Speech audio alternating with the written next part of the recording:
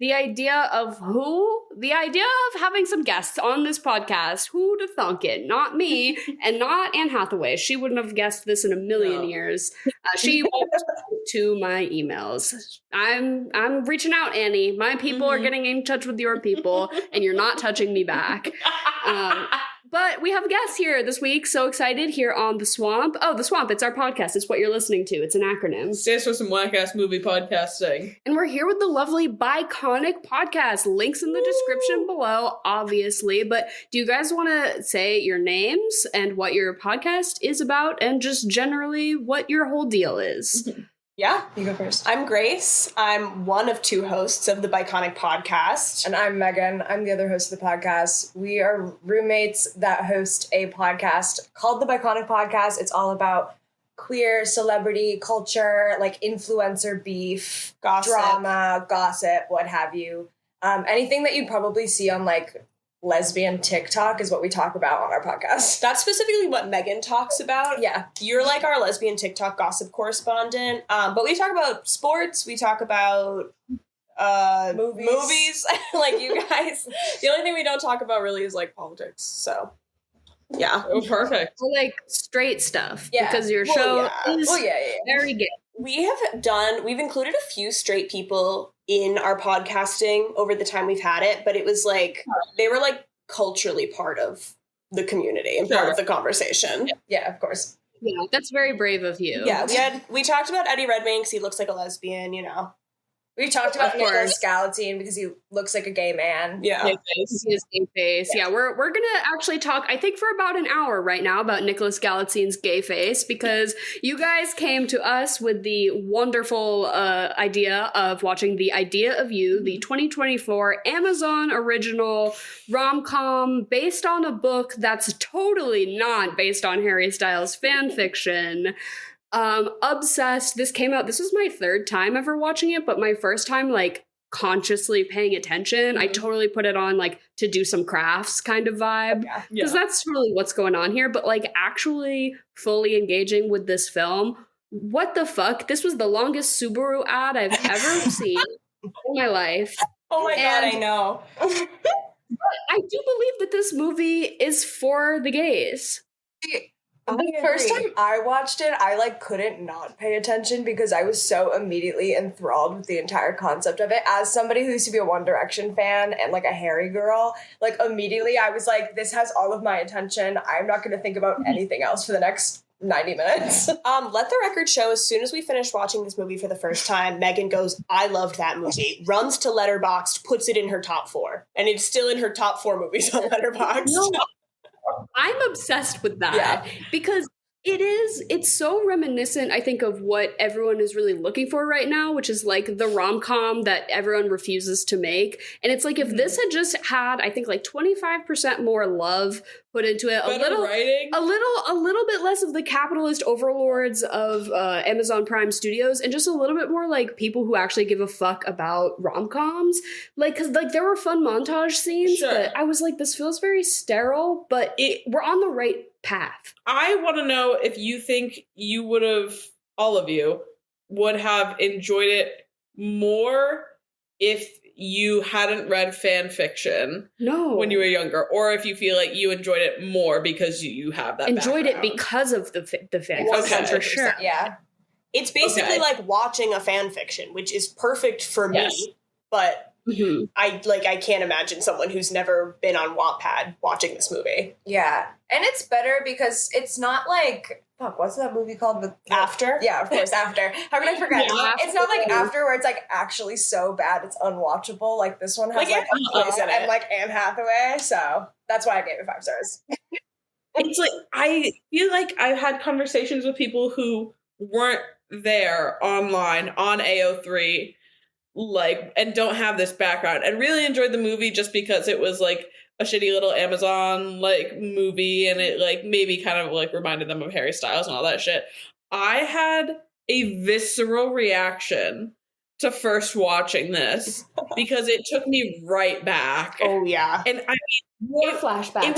It's not even like it was adapted. I don't think it was adapted from a fan fiction to a movie, which is what I think happened with After. I think this was just written like a fan fiction, but it was a book. So right? The author says that it's not. When asked if it's fan fiction or was ever fan fiction, she's like, obviously I took some inspiration from Harry Styles, but this character is not supposed to be a representation. I think she legally has to say that. Yeah. I think she had no other choice than to say, oh, I took a lot of inspirations from a lot of places to make this story. No, girl. It was Harry Styles fan fiction that was just good enough for you to change the names and get it published and get your bag. And I respect it. I respect it too. That's the whole thing with these books nowadays. They crank them out, these paperback romance novels that have a Canva designed cover with people that don't have any faces. No face. They have no faces. And it's always like Kylo Ren and Daisy Ridley fucking fan fiction. And it's going to be made into movies soon. I think there's like this wave of like women who wrote fan fiction who just got good enough at writing drama and dialogue to really make it. And it's like vaguely, if you squint, you're like, yeah, that is based off of this thing. And they weren't even trying to hide it. The fact that she says it's not is fucking hilarious. Look at those tattoos they gave him. Oh my God, yeah. And their outfits on stage, when it's shot like the One Direction concert films. Like the scenes when they're on stage. We were talking about that when we watched it. Like there's 5 of them, all the like zoom shots, the illustrations behind them, the crowd shots behind them are just like the Better Than Words one. First of all. Second of all, the music video that they're in, they're all wearing suits like in the One Thing music video. Yep, classic. It is uncanny. And then third of all, his name is Hayes. I'll tell you what. Here's the thing that they fucked up, because no British man would ever have the name Hayes. Yeah. That is Florida. If your name is Hayes, you're from Florida, you're from Texas. Yep. Something like that. You cannot convince me Hayes. Some British woman popped that baby out and said, Hayes. Hayes. No, get that out of my face. Hayes Campbell. Oh, yeah, God. No. Okay, wait, but I want to ask you guys a little bit about your like lore with it. So obviously fan fiction back in the day, reading, participating in the fandoms. You guys were big One Direction fans? Like in the shit? Okay. Megan was a bigger directioner than I was. I've been called a directionator, if that means anything to you, by her. I don't know anything about that, but I was definitely in the fandom as well. Yeah. And I also was observing from afar, and I was like, I would engage with it just so I could talk to people about it, but it kind of always frightened me. I also never thought any of them were very hot, and I thought everyone was really lying. They're like, I love Louis. I was like, shut the fuck up, you're lying. Louis were lesbians. Yeah. Only cute one was Zayn, and no one ever said they liked Zayn. And I was like, okay, so none of you have any taste and you're all lying. That's like me in middle school. I was like, I am not feeling this. I was a Niall girl. Hate to say it. I was like, when I saw him on TV for the first time, I was enchanted by Niall Horan. Yeah, I don't know. It was like I made a Twitter just so I could tweet at him when I was like 13 or 14. That was like why I went on Twitter, was because I saw that Niall Horan was on Twitter, and I was like, well, maybe he'll message me back. It's like, why you went to the One Direction concert with a book so you could read the book at the concert so they would know that you're like too cool, and then he's gonna see you in the audience and pull you backstage. Oh wait, that's literally the plot of this movie. They hit on so many of the cultural touchstones of the fan fiction tropes, right? She's reading fucking normal people in the tent behind Coachella, and then he dedicates the song to her, but then we fully get he dedicates the song to every girl and she doesn't know, rug getting pulled out from under her. It's not quite the I only dated you on a dare, like the after movies, but it's very in that same sort of vein. I thought they really were nailing it hard. I think they knew that their target audience was gay women who were really into fan fiction back in the day, because we were discussing the casting choice of Nicholas Galitzine. What do you guys think about this, of him like as an entity? I mean, I think he was perfect for the role. However, the gay face does distract me the entire time. Yeah, you know? The first time I watched it, I was like, yes, I see that they have good chemistry. They're kissing, they're hanging out. but that's a gay man to me. And I know he's not in real life, so this is not supposed to be an insult, but I didn't buy it the first time I watched it. But on second watch, I was like, I get it, yeah. Clarifying that gay face is not an insult, it's just an observation. Yeah, no. Yeah. We're not using gay as an insult, it's neutral. No, well, because he's totally like his character in Bottoms. Like, he's straight, but he's always a little fruity with it, kind of. Yeah. Like, even when he is being straight, he's being straight in a gay way. No. Which is, I feel like it was perfect casting, because he's so boring. That man is he's such a blank slate. He's not really bringing too much to the table. I don't care, because he's my stand-in. This movie is about falling in love with Anne Hathaway. It's not about falling in love with It's about MILF Anne Hathaway just eating it up in every fucking shot, getting her $7 million paycheck, and that's why I'm here. I'm not even looking at him. It's good that he's so boring to look at and just sort of blends into the background, because I don't want him there. I'm just looking at Anne Hathaway. Yeah, no, it makes sense, because considering, like, you know how many girls, like, go to Harry Styles shows and, like, with their pussy shaved, well, thinking that they're the just in like, case. Well, obviously, yes. But, like, it's like, I'm gay, but, like, Harry Styles keeps me, like, bisexual. You know what I mean? This concert is fueling my bisexuality for the rest of the year. Exactly. Yeah, the one man. Yeah. So, no, it makes sense. Gay face Nicholas Galitzine, and then, just the hottest woman you ever seen. Because at the end of the day, it really is just two hot people making out and jumping all over each other. But I think that's why this movie is good, is because of Anne Hathaway. It's fucking wild that they got her on this shit. They're like, fan fiction movie straight to streaming, and she's like, I love it. She just wanted to do a rom-com so fucking bad. She also said she really liked the idea of, like, the empowering older woman story of, like, you can be 40 and be hot. You can fuck Harry Styles. Yeah, you can be 40 and fuck Harry Styles. We actually know someone who that happened to. We have her in the writer's room. No, imagine if this was a tell-all from Miss Olivia Wilde, that would be spicy. I forgot about that. That just, like, conjured a memory for me. You mentioning Olivia Wilde. Her name tattooed across his thigh. Olivia. Yeah. I feel like at least it doesn't say Olivia Wilde. I feel like this is the type of acting that Harry Styles should be doing. Because, like, he tried the acting thing, but, like, might as well just, like, do movies like this and cash your fucking check. You know what I mean? He would kill it. I would be sitting front row. It was awesome to watch Anne Hathaway, like, act her face off in a dog shit movie. Like, the script was not anything. The, like, product placement every 10 minutes or so. Like, but she's selling it. Like, I was fully invested in her. She had the emotional range. She's everything. I was just so glad she couldn't care. Yeah. She just wanted to do it. She wanted that dick so bad, and she was just willing to do what it took. And I understood her in that moment. I thought she was so relatable at some points. Watching the shitty music video and saying, I need this pussy ate. Yeah. I was upset. The way she was fully lobotomized from getting the ick about this man. Like, everything he did that was so cringe. He's like, I want to buy all the art in this gallery. And she's like, that seems kind of like you're blowing it off as a joke. And he's like, well, I guess maybe not.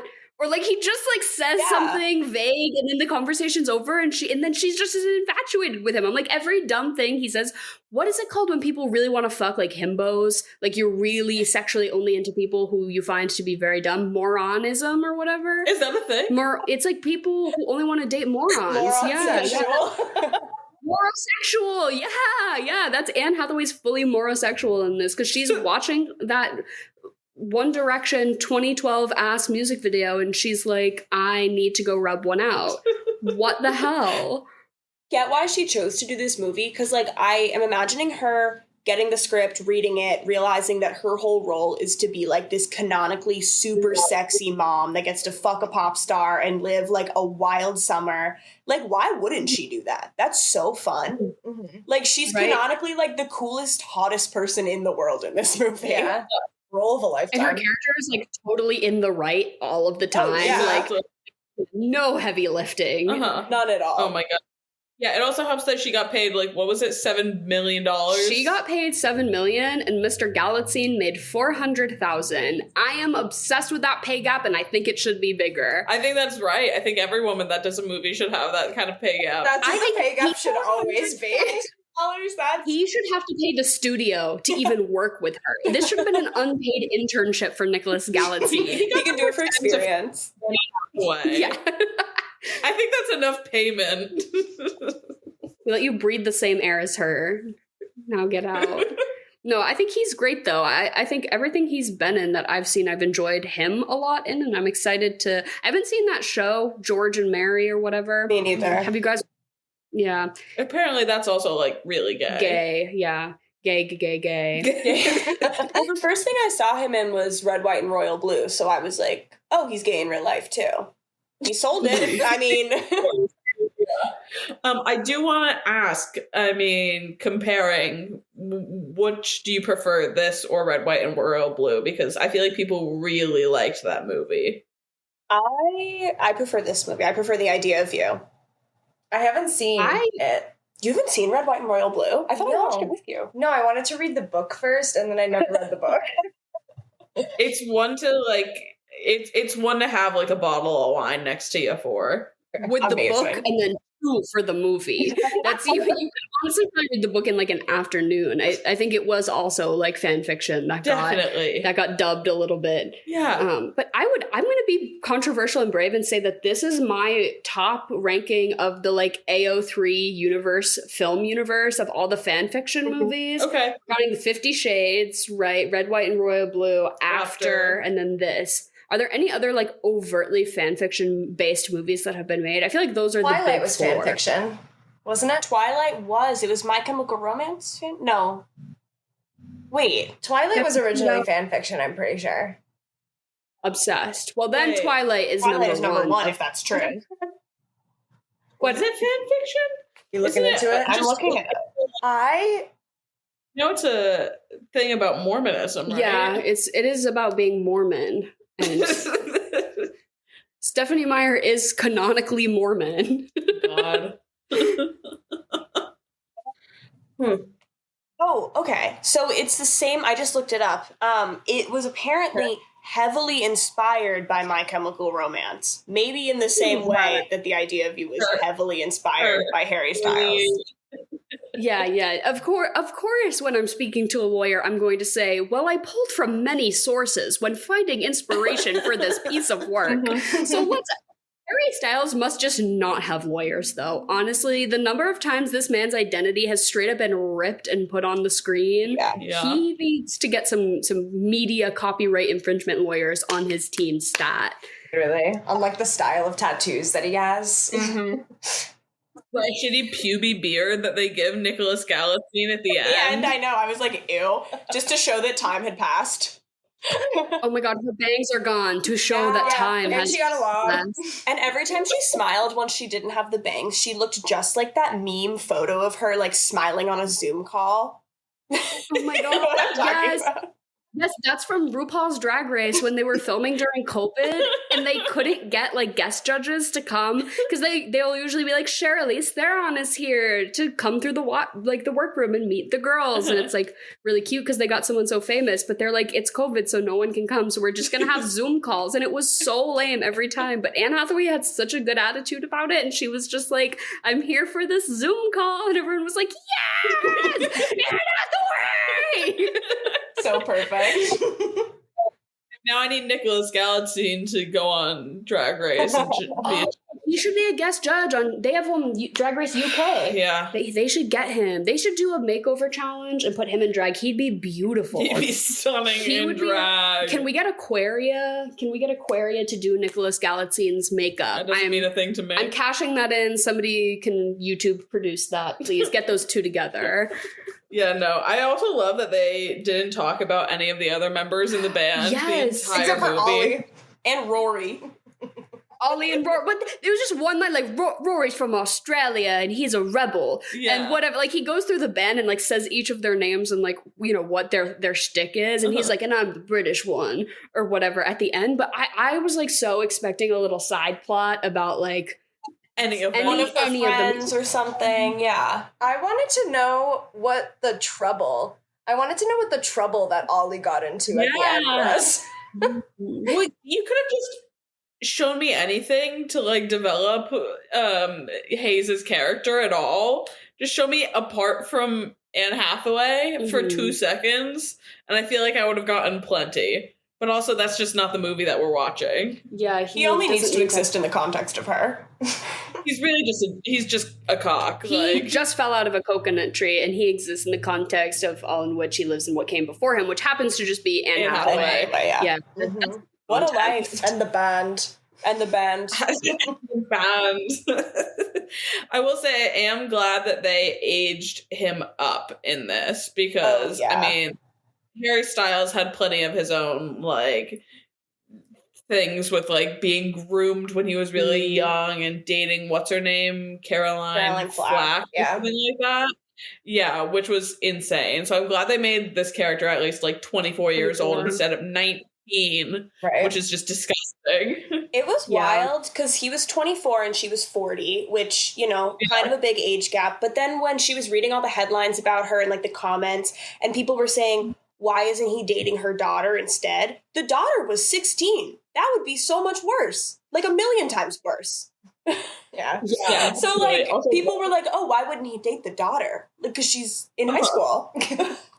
Yeah, what do you mean? What do you mean? Yeah, I don't think people would be calling for that if this was real. Why was the daughter giving, like, mini Charlie XCX vibes for Oh my me? god, yeah, she kind of slayed. Do you know what I mean? Her and her friends, they were so funny at Coachella. They're like, we don't give a fuck about this. We need to leave. You've been at the music festival and you're like, one of your friends really wants to see the headliner and you're like, I just don't want to be here right now. I don't need to see Travis Scott. Yeah, I do not need to see Travis Scott here. I feel like they talked about St. Vincent at, like, one too many times.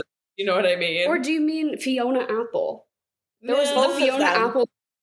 That got me. Yeah. I was like, that's a wild choice, but okay. I know. They mentioned Fiona Apple and then they played a Fiona Apple song, and same with St. Vincent. They mentioned St. Vincent at least twice and then played a St. Vincent song. Exactly. Because he's in a pop band, but he's like an indie guy. He's like kind of cool. He might actually end up making some indie records of his own someday. Foreshadowing. Those are the only other. Sorry, go. Those are the only other musicians that exist in this universe. That's also the soundtrack. Aside from the August Moon songs, there were like 3 songs. Other than the ones that the band sings. There was a Maggie Rogers song they played twice. Yeah. And then the Fiona Apple song. What did we think of the August Moon songs? Because obviously nothing could ever compare to, like, second album One Direction. But what do we think? I was not. I felt nothing. I, like, unironically love these songs. Like, Megan streams them. I would and have streamed them before. I love Dance Before We Walk, which is, like, the song that he writes the whole time. Literally, we were rewatching it, and halfway through, I'm like, this is Dance Before We Walk. Yeah, when he started playing it on the guitar, just, like, guitar, no words, acoustic, she was like, oh my god, this is Dance Before We Walk. I've definitely heard it come on, like, in the store, and I'm shaking my little, like, shoulders to it. In the Marshalls? Yeah, absolutely. That's exactly where. It is, like, TJ Maxx music, for sure. But I can't say it didn't hit. It was better than a lot of music made for movies, I feel like. Like, I would rather listen to Dance Before We Walk than Shallow from A Star Is Born. Wow. I agree with you. I don't know, maybe controversial, hated that movie. Yeah. Fair enough. Well, yes. It's in the same way that my ass is sat to see fucking Joker, the fucking Joker movie. It's going to be the worst thing I've ever paid money to see. And my ass is already sat in the theater and they say, ma'am, you have to go. But my ass is simply so sad. Like, I'm going to be there. I'm camping for the Joker 2 jukebox musical. Oh, no. Yeah, no, I do think you're right. I think it got as close as it could get to being a One Direction song without being a One Direction song. Because you can't go backwards and rewrite something like that. You can't recreate magic. No. Yeah. What those boys had was really special. Did either of you guys see them live? Yes. Megan did. I never saw multiple them live. times. I've seen Harry Styles. Same here. I was also there. Yeah, I was there. I was sat multiple hours before. I brought a sign once that said, Harry, what's good? And it was a picture of Nicki Minaj and Miley Cyrus from the VMAs because that was like around the time of which I was going. I remember it so vividly. Love. Oh my goodness. Iconic. I knew some girl we went to high school with just recently like followed him on his latest tour around the country, and I was like, girl, do you not work? Like, I was like thinking about how much that must cost to go to every show. Like, even the cheapest tickets are still fucked to go to every show and then to travel across the country. I'm like, I don't like anything that much. Oh, I feel that way. I felt that way a lot about people going to every single like Taylor Swift date that they could and like flying to Europe. Like, we knew people that flew from Boston to Europe to see her multiple dates. I was like, I don't have like PTO like that at my job, so I could never do something like that. We've talked about like multiple dates is a lot, but I mean, I guess if you love Taylor Swift that much, but you can't say anything because so here's the thing is Dara never had her boy band phase. She never had a One Direction phase when she was in high school. So she's having her boy band phase now, and it's Greta Van Fleet, and we did fly from Boston to Copenhagen to see Greta Van Fleet. So we can't say anything. I don't know why, but Greta Van Fleet was one of the last artists I expected you to say. Like, that's just so random. But I respect it. Those are my boyfriends. Those little gay boys. Those little gay boys get up there and they play their little rock and roll, and God, I love it. I love that. Sometimes you seriously just can't resist the allure of like a bunch of gay boys singing music together. Yeah. Right. Like, I'm like, come on. I feel as gay as it comes, but like, every now and then, just they step on a stage, and I'm like, well, Zane's here. The act of like standing a boy band is gay, in my eyes. Yeah. Mm-hmm. Like anybody, because it's about female friendships. If anything, it's about female camaraderie that we're all going to be batshit crazy together about this stupid thing. It's more about that feeling. It's more about the girls. You know, I say it's about the idea of the boy band. The idea. Dare I say?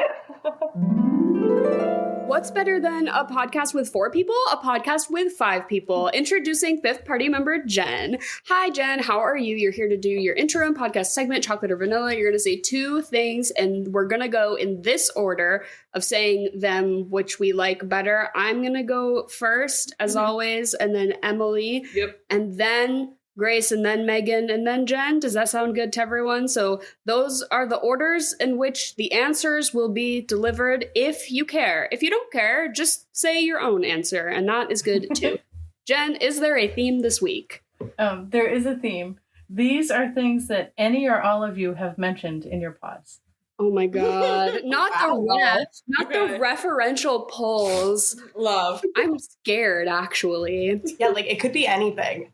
It definitely could be anything. I think if there was a Venn diagram, though, there's a lot of things in the middle that you guys both talk about. That's what I think. Yes. Well, yes. This is why we invited them on. You do the mental Venn diagram, and if it's, more than a little sliver, you send the DM. That's the rule of thumb. We're not so different. So, chocolate or vanilla? Chocolate. Vanilla. Vanilla. Chocolate. Chocolate. Kiki Palmer or Jojo Siwa? Kiki Palmer. Come on. Come on, Jen. Yeah, I love to jump into the Jojo Siwa drama when it's happening, but I think generally I have to stick with Kiki. Same here. Kiki for sure. I feel so acquainted with Jojo Siwa now. Like, I feel like she's kind of like part of me, but I'm still gonna pick Kiki Palmer. She's like a crazy cousin who you only see on some holidays, like not even every holiday, but just like some of the fringe ones, like, oh, cousin Jojo at Easter has a mohawk now. Love that for you, Jojo. It's like kind of why I want to vote for her, because I'm like, well, she's my cousin, so obligated. Yeah, right. So this will be a Kiki sweep, because I'll say Kiki also. Wait. Hell yeah. Next one, Harry Styles or Stevie Wonder? Oh my God, again with this. Stevie Wonder. I think just I think I have to go Harry on this one because my life was more impacted by him than Stevie Wonder. I'm gonna say Harry Styles too for the same reason. Me too. I had such a bad like hyperfixation phase on Harry Styles in like 2019, so I feel like it would be wrong of me to do him wrong now, you know. It's the right time to have it though. Yeah, right. And you were correct for that. It was very of the time. Yeah. I also had a 2019 obsession with Harry Styles, so I'll go with that. Okay, but I do need all of you to go listen to Songs in the Key of Life, please. And then please report back with... What if I go listen to Harry Styles instead? Yeah, no. Controversial opinion, didn't like that album, but... we can get into it. It was my least favorite of his. I'll say it. Well, yes, I agree. Interesting. We'll have to rank them later. Oh, yeah. Next one, butter on your popcorn or no butter on your popcorn? Butter, always butter. Butter. Always butter. Yeah, butter. Oh, no butter, girls, no butter. Yeah, Jen just slipped this one in to see who she could get on her team. Yeah, Jen's just trying to rally numbers, and you lost. Non-butter community. For the Like, when dry... we talk about buttered popcorn. The Swamp Girls talked about buttered popcorn, like on the regular. Yeah. Like, it's actually, I think, an episode. Like, you could play a drinking game, a swamp drinking game, for every time we talk about buttered popcorn, take a shot, and you will have cirrhosis of the liver. Like, we are high butter popcorn mention count. Get it. Yeah. Next one, Jacob Elordi or Julia Fox? Julia Fox. Oh my yeah. god, in a fist fight, I think she could take him. I think in WWE SmackDown between Jacob Elordi and Julia Fox, I'd actually love to see that. I feel like my money's on my girl Julia. I think Julia would like take a thong off and like strangle him with it, kind of thing. You know what I mean? She'd like give him a big wedgie, but he would like kind of like it a little bit, and then like, you know, pussy slam suplex him. Yeah, I'm gonna go Julia on this one. I'm going to say Julia Fox because I believe she could beat pretty much anyone in a physical fight. She's scrappy. Even though I'm a Jacob Elordi stan, I'll admit it. But that is a big, beautiful man.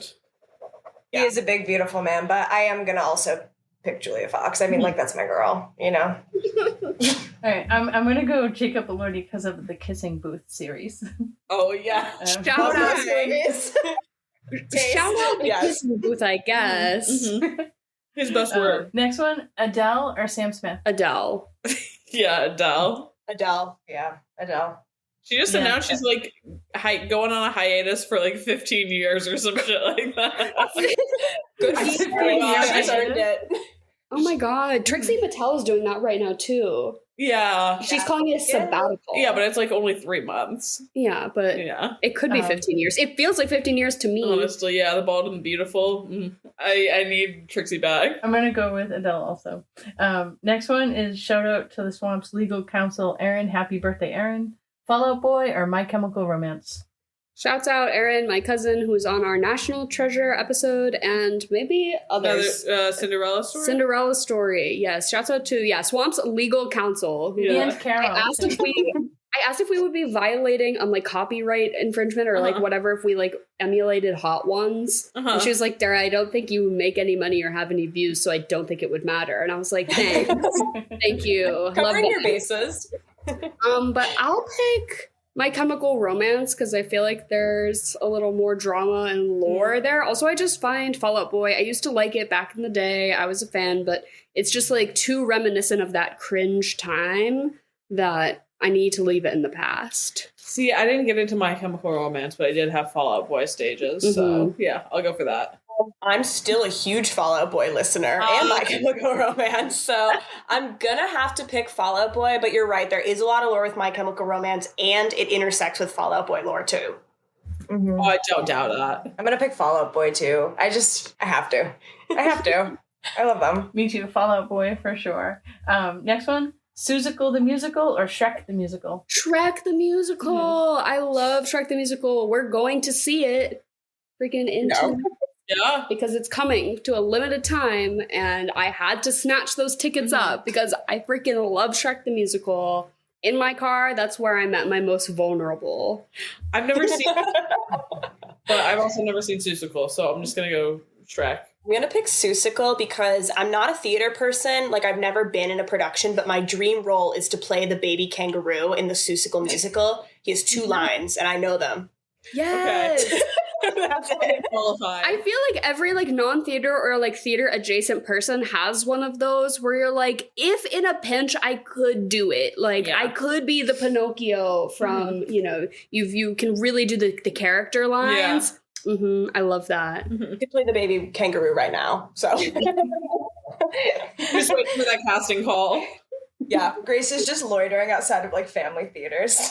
they're like local theaters. So I hope somebody doesn't drop out and they need a replacement specifically for the baby kangaroo role that a child usually plays. I'm gonna also pick Seussical, but because I was in it in the 7th grade and I played a Who. Obsessed. I did play a Who. I did play a Who. I played the fuck out of that role. I'm gonna go with Shrek the Musical. Next one already came up today. Trixie or Katya? Oh, I love them both, but I love Katya. Yeah, Katya's more my vibe than anything. I think Trixie, and I'm honestly ashamed to say I don't know much about Drag Race and like the personalities on the show, but I should. Honestly, it's kind of scary. It's a lot. It's intimidating to deep into because it's like if you haven't been in the shit for like a decade, it's sort of like references of references of That's what I've heard. It's just the most deep fried. Yes. Like, the actual joke was like probably not actually really that funny to begin with, but like now it's just but I love it. I'm obsessed. But I can see how it's like intimidating. It's daunting.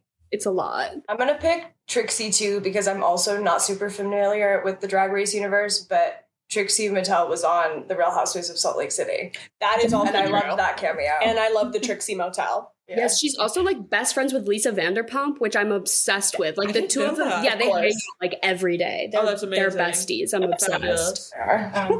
I'll go with Katya, but I love them both. Next one, speaking of love them both, Jesse St. James or Blaine Anderson? Oh my god, did you hear that fucking Darren Criss just named his son Brother?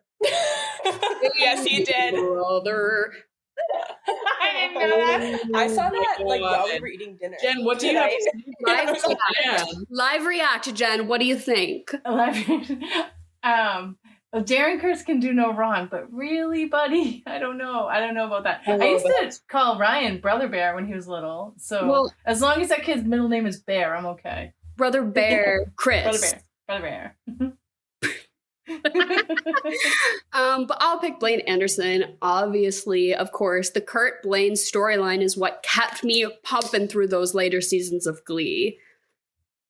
Oh, it's so bad. Sorry. I'm stuck on Brother. I'm gonna go Jesse St. James because I just watched someone watch the season 1 finale of Glee for the first time. Okay. So like the Quinn Fabray birth with Bohemian Rhapsody. God. It's beautiful. And watching someone live react to that for the first time is just a special experience. So I'm going to go Jesse on this one. And Blaine wasn't even on the show then. I'm also going to pick Jesse St. James because I love him, problematic fave. And for a while, I didn't know Jonathan Groff's name, so I only knew him as Jesse St. James. Oh, yeah. I love that.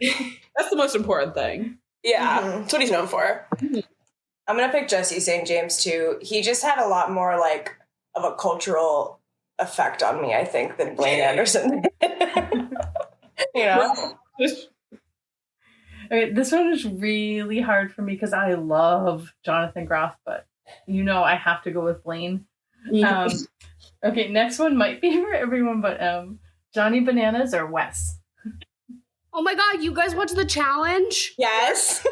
We love The Challenge. Oh my god. Oh my god, are we starting a spin-off podcast with everyone here except you, Emily, about season 40 of The Challenge?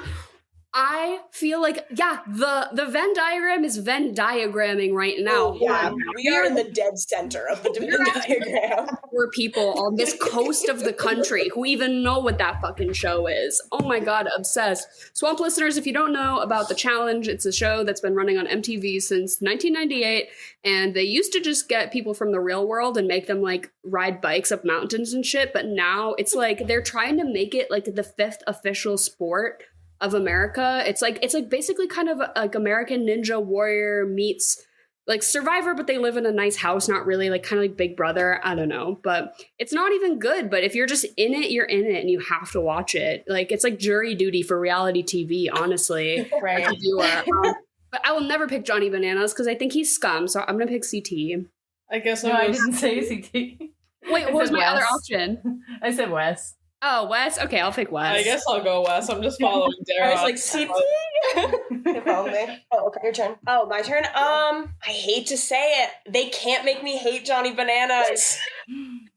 I mean, like, I do hate him, but I love when he's on. Like, if he comes in on a season, I'm like, yes. He's good I know. TV. He is good TV. He is good TV. I know. I'm the same way. Wes is probably like a good guy, but Johnny Bananas, perfect TV. Yeah, I was going to also pick Johnny Bananas for the same reason. He just has a special place in my heart. They can't make me hate him. He has the it factor. Yeah.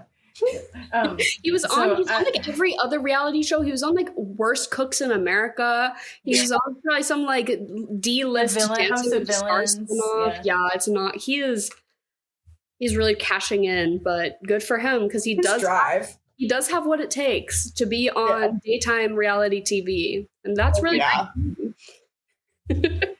So I want to go with Wes because I am not a Johnny Bananas fan. And then when we finish this, I need to show Grace and Megan my mug. I have an awesome Johnny Bananas mug. You have to see it. And Dara gave me for Christmas a cameo of Devin saying hi to me.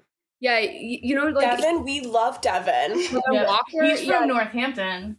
Next one is Sabe or Padme. So Keira Knightley or Natalie Portman. Oh, come on, it's Padme.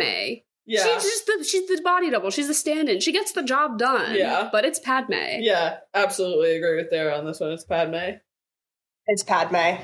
Megan doesn't know who these people are because she hates Star Wars. Yeah, okay. I had no idea what you guys were talking about. Padme's Natalie Portman. She's married to Anakin. Oh, okay. Okay. I know about Anakin. Yeah, you know about Anakin. She's mother. She's mother. Quite literally. She's Luke and Leia's mom. Okay, yes. Hey, spoilers for Star Wars. Oh, sorry. She's not going to watch it, so. Not spoilers. Yeah, sorry to spoil a movie that's been out for 20-something years. Yeah. I'll go Padme also. All right, last one. Chocolate, vanilla, or strawberry, I forgot to say. Chocolate. I'll say strawberry today because we're on the last leg of summer. Strawberry. I'm going to pick chocolate again. I'm going to go strawberry. Charcuterie board, baked ziti, or apple crisp? Ooh. I'm interpreting this as I'm only allowed to have one of these in my life. Like, I can never have baked ziti again if I pick apple crisp. I don't know why I'm making the stakes so high question, but I feel as if I'll pick the baked ziti. It's there for me when I need it the most. I think I'm gonna have to go charcuterie on this one because I have options within that option. Mm-hmm. Anything could be a charcuterie board. Exactly. I'm gonna pick apple crisp though. I'm gonna pick apple crisp too. We're so in sync tonight. That's happening. There's a cool breeze in the air. Mm-hmm. Yeah, I'm feeling the It's so nostalgic. I'm feeling fall. I'll pick apple crisp. Love a crisp. I just made some fucking pumpkin bread. They got me with the end caps at the grocery stores that had all the fall shit on it. Yeah. You got my ass. I'm about to bake. I wasn't going to bake, and now I have to. I bought one of those little cinnamon brooms for fall at the grocery store. I like wheeled my cart by and I was like, I have to. Well, Jen, as always, thank you so much for being here and asking us questions. We love you, and we'll see you next week. Okay. Bye. I love you guys. Have an awesome night. Bye.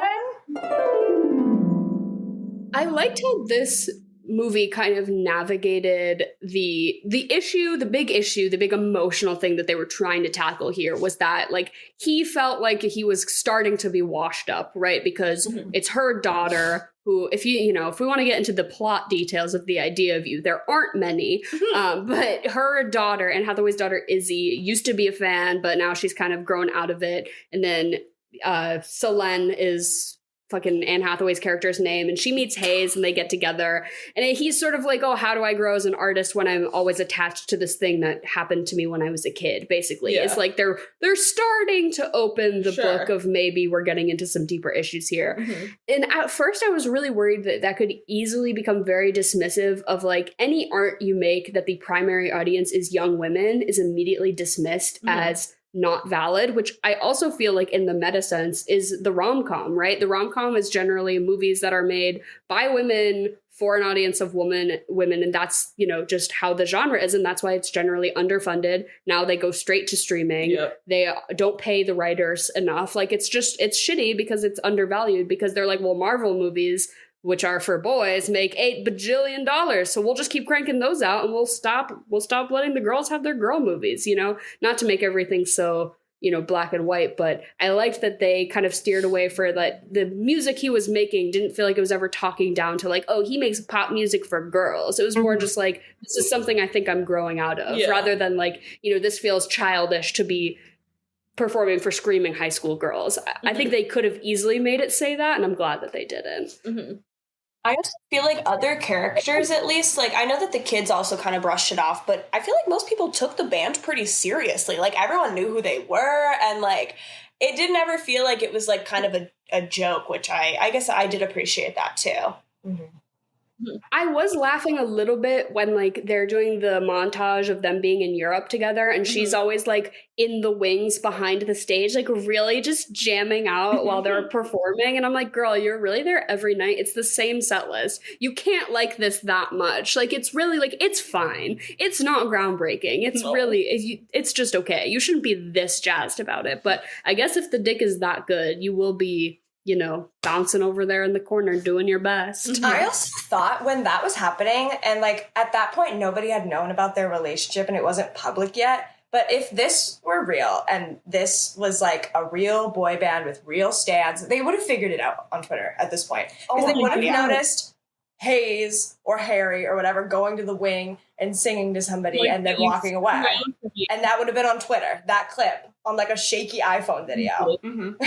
Easily. A 14-year-old with a Twitter account could have figured this out. Yes. Oh my god. Yeah, for sure. Well, I mean, the amount of like, we forget how impressive some of the work that like early One Direction fandom was doing. They like hacked security cameras in the airport. Yes. Shit like that. Like, it was a lot. Yeah, no. Solenn would have been picked apart within a week. Absolutely not. They would have had her social security number. Yeah, she would have been shot dead by a sniper by a crazed fan. Mr. X. By her crazy ex. I love, one of my favorite lines in this whole movie was when she's kind of talking to, is it a coworker or just a friend? I don't really know, but she's like in her kitchen. Sure. And she's like, it's kind of after the big fallout, right? After the blow up of everything has been exposed. She's like, oh, you know, should I feel guilty? Like, should I feel gross about dating this younger guy? And she's like, well, it's hypocritical because it's gross when my ex-husband does it, but why is it okay when I do it? And she goes, well, because I hate him and I love you. Yep. I'm obsessed with that logic. I'm like, that is so real that they put that in there, because it is so just like, that is not a correct excuse, but that is how it is sometimes. I hate him and I love you. When he does it, it's shitty. When you do it, it's great. Yeah. Right? I loved her best friend. I thought she was so quirked up and fun. I think her name was like Tracy or something. She had like zingers. Yeah.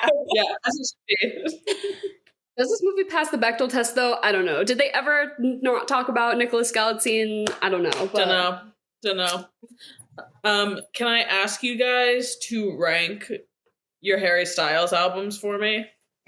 Yes. I would say in order, like in the order they came out. So his first one, then Fine Line, then Harry's House. His self-titled first. Wow. Oh my god, self-titled first. Yeah, I'm a self-titled head. That is brave of you. Okay, what about you? I'm gonna do Fine Line, self-titled, and then Harry's House. I will agree with that. I think that is the correct order. Yeah. See, I'm gonna go Fine Line, Harry's House, and then self-titled. Okay, interesting. You're entitled to that, but I don't know. I feel like there's just like, I don't know. like Two Ghosts doesn't do it for me. Like Meet Me in the Hallway doesn't do it for me. I don't know. I think I like it a little more upbeat. I'm not sure. I guess, but he does have some rock songs on that album. I feel like I love Kiwi, I love Only Angel. Like those are really like making the album for me. But I do like it cohesively. Like I like the softer songs too. Mm-hmm. I think it is definitely the most cohesive. Absolutely. I think Fine Line is the least cohesive, but I like it the most. And I think I like that it's so like all over the place. Yeah, I was gonna say I like that it's not cohesive and that all the songs sound really different. Because I feel like with Harry's House they sound a little bit more similar. But like I like that about Fine Line. That's why I don't fuck with that one. I was like, is this even different from the last one? Not really. I think it's all good, but it's all like just kind of the same, which is I don't know. Again, I can't comment. My favorite band's Greta Van Fleet. They just scream and play the same guitar riff over and over. It's the same song 100 times. I really can't. I get it. I'm not absolved of sin here. We all have our thing. I get it. Right. Do we have are there any other solo albums from former One Direction members that you would shout out? I've never listened to anything any of them have ever done other than Harry. I liked Zayn's first album. Yes, okay, I do too. I was about to say no, I forgot about that album. I do like Zayn's first album. Yeah, I feel like that's one of the only ones. Niall makes music for like people that live in my hometown, which is fine. It's very much like I know a lot of people's moms love Niall, which is cool. Just not my thing. But I don't think he's like bad. And I don't like Louis Tomlinson. I don't know why. I have like a feeling of dislike towards him. Yeah, Niall feels like he's trying to do Bruce Springsteen a little bit in a weird way. You know what I mean? Yeah. Jeremy White? Oh my god, yeah, all that. Don't get me started. But yeah, no, Louis, I can't even say that I've ever listened to a song of his. Louis, when girls in middle school would like say Louis was their favorite, I would almost like be like, oh, I'm clocking you as gay now. Like you have to be gay because you're saying that, because there's no way that that's true. Like, I'm sorry, Louis Tomlinson. I'm sorry to this man, but like you couldn't be anyone's favorite. I'm sorry. Everyone that I knew that was a Louis was their favorite at the time is now a lesbian. So yeah, Louis is for lesbian. Or trans. Yeah, they are part of the LGBTQ community. Oh. The Louis stan. Yeah. But yeah, no one else stands out to me. I know Liam is just a fucking joke. Liam named his first album LP1, which is what fan bases online like how they talk about an artist's album before they know what the name is. And so he just kept it as LP1 because like his like 20 fans on Twitter were calling it that, which I think is so funny to me. I'm obsessed with people that are like current day Liam Payne fans. Like, what could be the benefit of that? Like, the music is not good. That man is up to no good. Yeah, no. Throw it away. Oh my goodness. He's the one, if we're canonically just dropping in all the members of One Direction into this movie, I think he's the one who makes the nasty comment to Anne Hathaway. Yeah. He's the one with the little bitch-ass girlfriend who makes the nasty comment. Yeah. I also feel like that could have been Louis, though, because Louis is sassy. Yeah. I know. I feel like in the after movie, like, again, I'm going to compare them because, like, how could you not? But in the after movie, I feel like it's so clear who is supposed to be who in the band. Like, there's literally a guy named Zed. Who do we think that is? But, like, their names correspond. This one, not so much. I feel like I'm saying that they don't have lawyers. They must just not have lawyers. I feel like the one that got into trouble, Ollie, was Liam. Ollie's getting into some trouble. Go help him out. Like, bro, stop it. Can I say my favorite part of the movie, like, overall?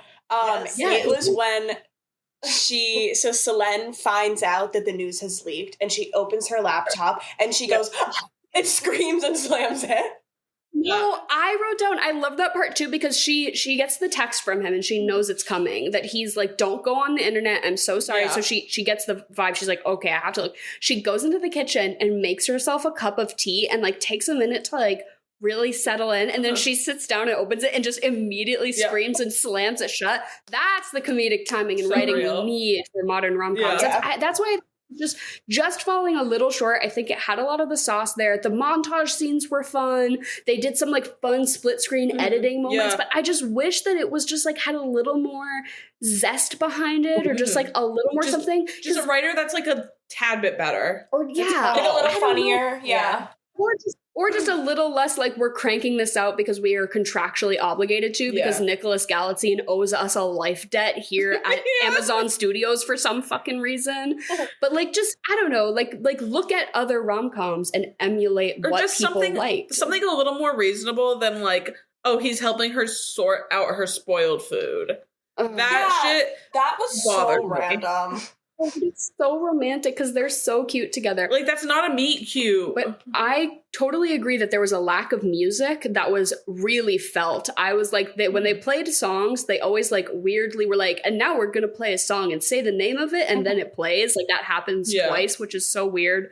Not to excuse the like actual August Moon in movie songs, but like not a lot of score and just not a lot of soundtrack. He's fully like fingering her, and we're hearing the shlook shlook, like we're hearing the haktwa, because there was no music. I was like sitting here in my living room, dead silent with the volume up, just listening to their spit slick while they make out. I'm like, where's the music? Where's some growing tension, some vibrato?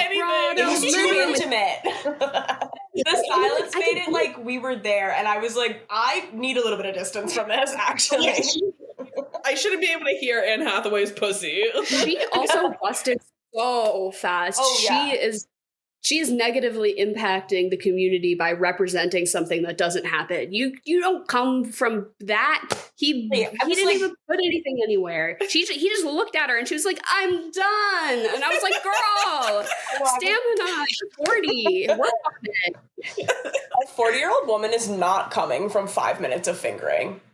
With a 24-year-old. Also, I think it was rated R so they could show her coming, because I don't think you could have a female orgasm in a lower rated movie. So that was the reason behind the R rating. So that Campbell could finger her to completion. I was going to say, I was, again, just really thrown that Miss Annie Hathaway was on my screen in this C-tier movie getting fingered. I know. I'm not at all mad about it. It was just very unexpected first watch. And I almost wonder, though, if like they did such a good job with like the intimacy scenes that's when they decided to bump it up, because the rest of this movie doesn't feel particularly R-rated to me. PG. Yeah. Specifically the part where I always feel kind of prickly when movies try to include like social media that exists in real life in their movie. Like, I almost kind of prefer when they like make up a fake one, when they're like, I saw that on Ringster, and you're like, okay, I know you mean Facebook, but like, thank you for letting me detach this for a minute. But when the news breaks and like it's like literally TMZ and shit, people would have been so much worse. People would have said way worse shit than what they were doing. And I'm like, oh, if this movie was actually rated R, they could have shown some nasty shit that people were saying online about. Like, her and her daughter were so upset because people are like, she's too old for him. Like, no, there would have been like AI porn being made of her or some shit like that. Len would have gotten swatted. Yeah. It should have less been about like people are judging her because she's an older woman. It should have been like crazed fans are coming to her house. Like, we got a little bit of that, of like the daughter being like, kids at school keep asking me for dick pics and I'm really uncomfortable now, which is like a good thing to show of like, that's a creepy thing to say even when you don't know that person. So like, I don't know, that like weird fan behavior I think is interesting to see a movie like actually represent that. But the shit, if it was really an R-rated movie, the shit they would have been saying could have been so, I'm like, they could have got real nasty with it. They could have got real mean with the TMZ articles. I thought it was so funny when she went to go pick up her daughter from camp, and then like all of the adults are noticing her, and this one dad is like, can I get a selfie with you? Yeah. It's like, that is your peer. Yeah, what do you think you're doing? But also, I really respect respected Anne Hathaway's character's commitment to just like not putting up with people's weird behavior. Like anytime her ex-husband would come in and like say something weird, she would just like be like, no, that's incorrect. Or you like don't get to talk to me like or that. like the people at the camp, when that lady comes up and is like, my 10-year-old daughter, Hazel, was her favorite and she's really upset now. And she just kind of looks at her and like keeps walking. Like, yeah, girl, don't engage with that. I was obsessed with her. Like, I'm 40 and I have a tight pussy. What about it? Yeah. And yes, and the way. I also loved about her ex-husband that he had zero redeemable factors at all. Like, I love when a character is wholly bad. Like, you're just supposed to hate him. He's only there to cause problems for the main character. Like, we didn't see him do a single good thing. Fine. I also like that we didn't get the redemption, the girl boss redemption for the girl, the soon to be ex-girlfriend too, where she's like, oh, like I just wanted you to know like that I get it now, and then she's like, maybe we can get Thai food, and Heather's like, no, I'm not into that. Happening. She's like, okay, and I'm like, good. That's I also like they didn't like team up to girl boss their way together. Like, no, I don't want to talk to you. I don't want to get Thai food. I want to get Thai food with you, bitch. You fucked my husband. Absolutely not. Speaking of food, though, should we get into our regularly scheduled programming? Yeah, so do we want to first play Fuck, Marry, Kill? I feel like the two characters are obviously Selene and Hayes, but who's our third to include here? Who's not someone we're all just gonna immediately kill? Like, who's a viable candidate to throw into the ring here? Andy Cohen. Oh, when Andy Cohen was on the TV briefly. Graham Norton. Shouts out Graham Norton. Stop. No, I do think that's reasonable. Shouts out Graham Norton and shouts out It's Always Sunny in Philadelphia. Yes. I'm like, she should that channel right back to the milk steak. That's what I was when she saw jump scare your ex on Graham Norton. Absolutely not. Flip it back. It's Always Sunny, bitch. We do Graham Norton because I feel like he's the only one that stands a chance against either one of these. I'm gonna marry Graham Norton. I'm gonna fuck Anne Hathaway, and I'm gonna kill Nicholas Galitzine. Duh.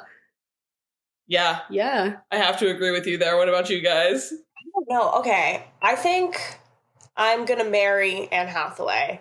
I knew that. I'm going to be brave and fuck Nicholas Galitzine and kill Graham Norton. I'm curious. That's what I'm going to do too. Because the thing is like watching this and like thinking and viewing this through the lens of it being Harry Styles, I wanted to fuck him. So I'm gonna fuck him and marry Anne Hathaway and kill Graham Norton. I'm an Anne Hathaway stan before I'm a person, so like to spend the rest of my life with her, what a privilege, what an honor. Yeah, she wasn't doing it for me, and I can't be the mother to her kid, but I can fuck her, so. Her kid seems fine. I would be a stepmom to Izzy. Izzy's already on her way out the door. She's like 16. Cool as hell. Yeah, she's chill about it. Yeah. That's, I think, the ideal parenting situation is to come in as a step parent right at the end. Be the step parent for 16 plus. Let them know that, like, I know you're drinking wine down in the basement, but, like, I'm going to leave you alone. Yep. And then, just call me if there's an emergency. And that's the end of the relationship. Exactly. Yeah. I think that's really beautiful. Yeah. I would do that for her. Yeah, I'll bring her Advil in the morning. Yeah. And then we do a bit of a thing where we say what we would eat and drink if we were watching this movie with like a group of friends and stuff. So you're throwing a little idea view party, whatever that means to you. Sometimes I feel like it changes per movie because sometimes I'm like, no, this food and drink is for me to eat alone, like like snuggled up by myself. And sometimes I'm like, I'm throwing a bash of like 50. So it's always just movie specific, but. For this one, I feel like there's some great in-movie options. There were all the complimentary trailer snacks that we get in that iconic meeting scene where she, the audacity of white women to just walk into any space and assume that they are the authority in the right figure. place, And they're just, and he's like awkwardly trying to get her to stay, and he's like offering her all these things. But they had a bar of Tony's Chocolate Only, which I'm obsessed with. So you could rock. So good. I think it would be funny at your function to like set out a weird little like swivel tray of like and set it up like Lazy Susan. like hotel snacks. You know, I think that would be funny. They also obviously order the BLTs and the chicken nuggets, which is very cute. But in real life, I think I did what is the correct thing to do. And I ate a tub of dark chocolate hummus at first, disgusting. At first, with That's graham not crackers, real. dark chocolate hummus is so fucking good. It tastes like brownie batter. It's amazing. Boar's Head. Calling it hummus is fucked up. It's really. I mean, I think Well, there are it is. chickpeas It's made in of chickpeas. It is made of chickpeas, but it tastes like fucking brownie batter. And I was under the guise of scooping it with a graham cracker, but then I was just getting in there with my fingies, just slurping that shit. So I think you should just like eat like a tub of frosting with your hands. I think.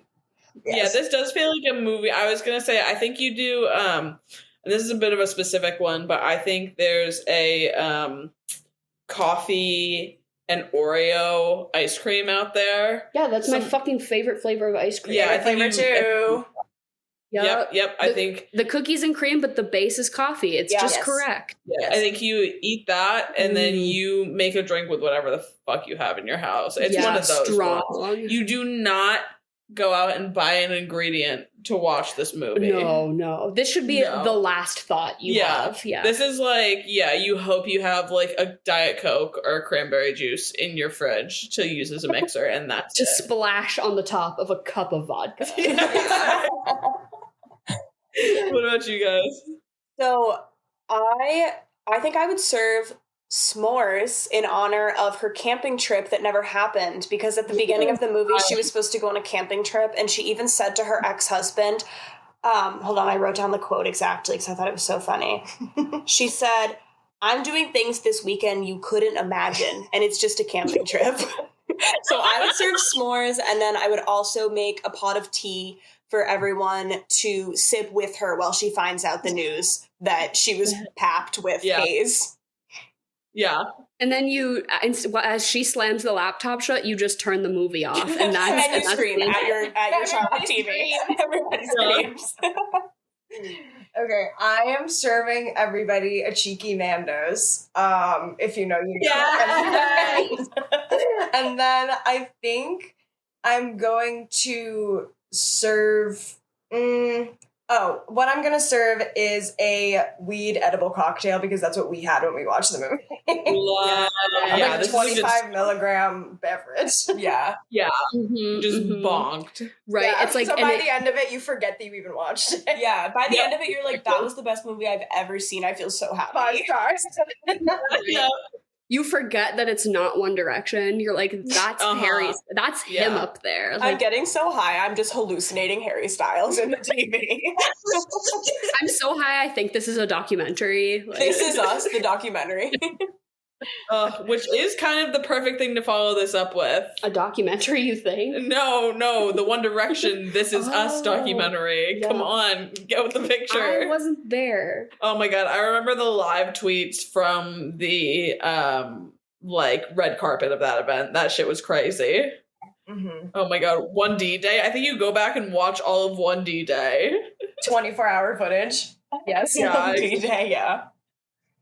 But my actual answer for what you follow this movie up with, though, is I do think you watch Harry Styles' horrible acting. Not even in Don't Worry, Darling, but in My Policeman. Oh, no. No, I would never recommend that to anyone, even on their worst day. No, because you need to watch the first movie and then you need to see Harry Styles' bottom. Exactly. It's like a palate cleanser. Exactly. Like, Don't Worry, Darling, I think he's still, like, too sexy in that, you know what I mean? And it's still, like, a decent enough movie that I'm entertained. My Policeman is so unbelievably bad. And it's, like, Emma Corrin, powerhouse, that other guy, powerhouse, Harry Styles, atrocious. You thought he was hot in Don't Worry, Darling? Absolutely. I thought he was hot in Don't Worry, Darling. Are you kidding me? Even when they show what he looked like when he was a little rat man. Not then, but when he's going down on Florence Pugh. It ruined the rest of it. It ruined the rest of it.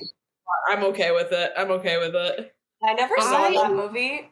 Megan watched it without me, and I wanted her to rewatch it with me, and she won't. She said it was so bad. So bad. I will not watch it again. But Don't Worry, Darling? Yeah. It's the most mid episode of Black Mirror you can imagine. It's one of those ones I like putting on when I clean my house. Because, I don't know. I enjoy it. I wouldn't say it's good, but I enjoy it.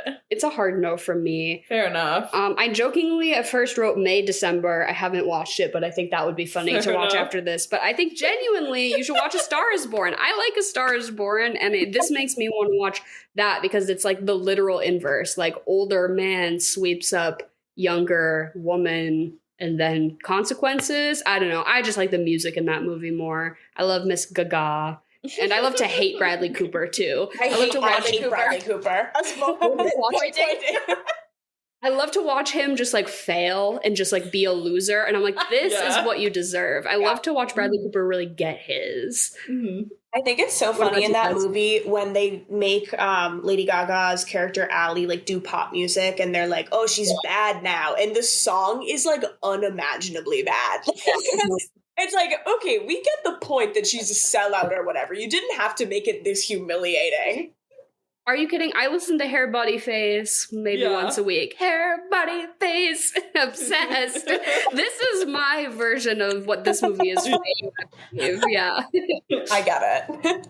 Okay, my double feature is this and then oh wait, you didn't go. Sorry, I cut you off. It's okay, you can go first. It's this and then the 3-part Adventures of One Direction series. Oh my god. See, I watched Genius those. answer. I watched those because I was like, I don't get this, but I think this will make me get it. And I was like, yeah, now I totally get it. Really all you needed. Yeah, those are so iconic. The amount that we quote, I'll have the tacos, please. Harry, taco bell for breakfast. Yeah, that is a frequent topic of conversation for us.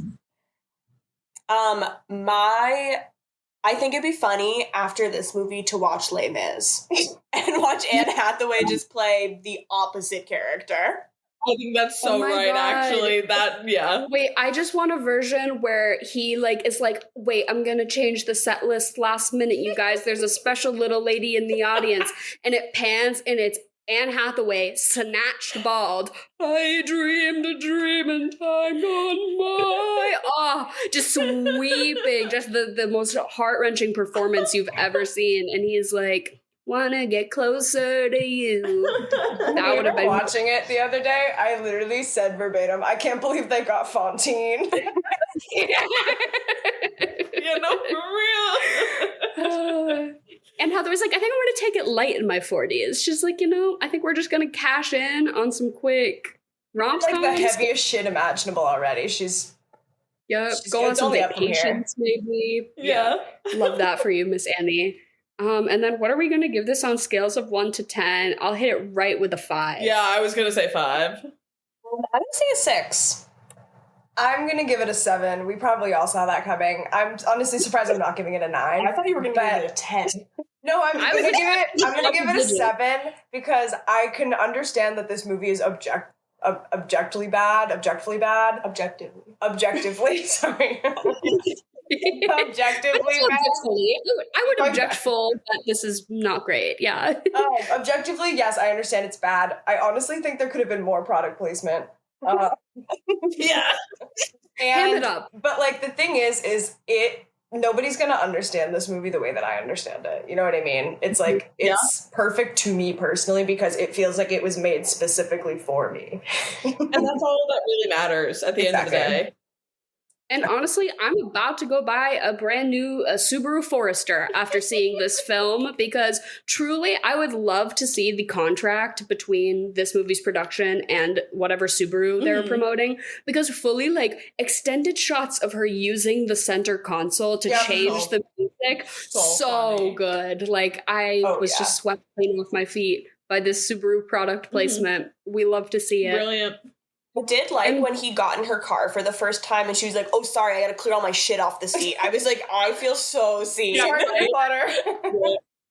And on my crap. The face she makes though, when he's like, we can just take your car, and she kind of gives him a oop. I'm like, I feel that girl. Because when somebody's like, oh, can I hop on a ride with you? And I'm like, oh my God, you're gonna see the pig pen that I drive around in. It's truly embarrassing. Yeah, the back seat that I take a nap in at work. Yeah, oh my God.